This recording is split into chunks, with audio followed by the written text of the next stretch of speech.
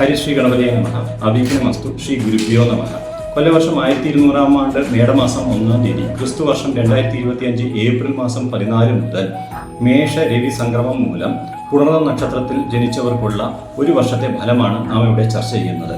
പുണർദം നക്ഷത്രം മേഷ സംക്രമ പ്രകാരം അന്ത്യശൂലത്തിൽ ഉൾപ്പെടുന്ന നക്ഷത്രം ആകയാൽ കർമ്മമേഖലയിൽ ഉത്സാഹക്കുറവ്, മടി തുടങ്ങിയവ ഉണ്ടാകുന്നതാണ്. ഈ ഒരു ദോഷം പരിഹരിക്കുന്നതിനായി വിഷ്ണു ക്ഷേത്രത്തിൽ ദർശനവും വിഷ്ണു ഭജനവും ചെയ്ത് ജീവിത വിജയം ഉണ്ടാക്കുന്നതാണ്. മാത്രമല്ല, മനോവ്യഥ മൂലം വ്യാധി, ആദിമൂത്തുള്ള വ്യാധിക്ക് ഈ കാലഘട്ടത്തിൽ ഒരു സാധ്യത കാണുന്നതിനാൽ ദേവീപ്രീതിയും പാർവതി ക്ഷേത്രത്തിലുള്ള ദർശനം, ലളിതാ സഹസ്രനാമ ജപം തുടങ്ങിയവ ചെയ്യുന്നത് ജീവിത വിജയത്തിന് കൂടുതൽ സഹായിക്കുന്നതാണ്.